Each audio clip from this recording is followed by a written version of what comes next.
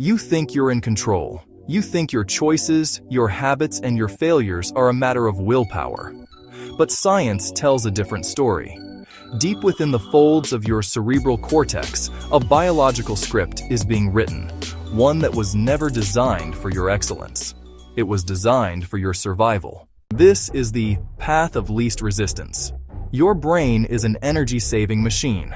It builds neural superhighways for your worst habits because they are efficient.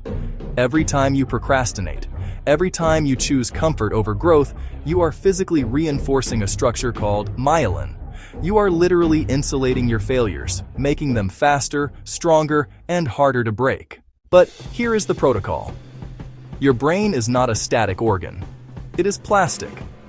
Through a process known as self-directed adaptive plasticity, you can physically dismantle the old architecture and engineer a new one.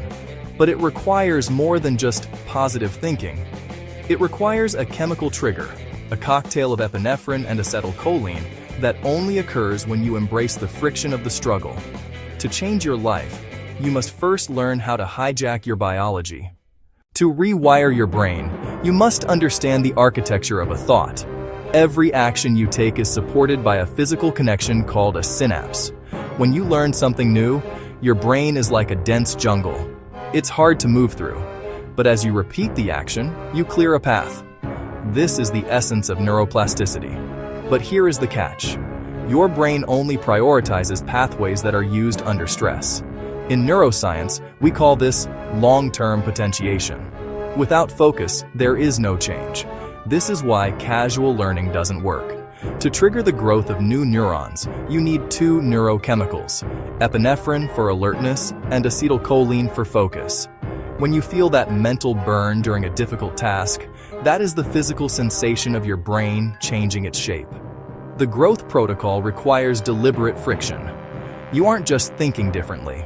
You are physically re-engineering the most complex machine in the known universe.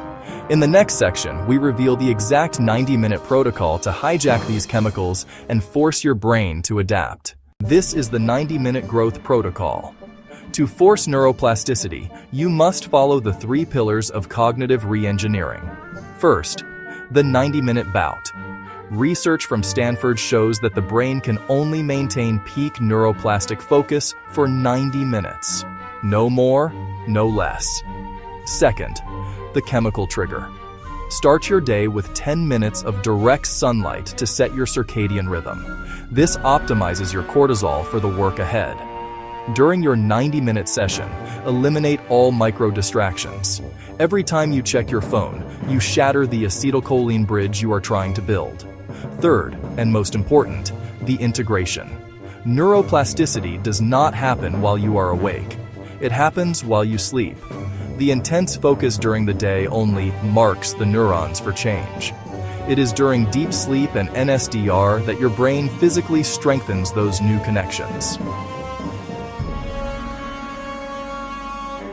Your brain is the only machine capable of rewriting its own code, but it requires the discipline to follow the protocol. Subscribe to join the elite, master your brain, design your future. This is the growth protocol.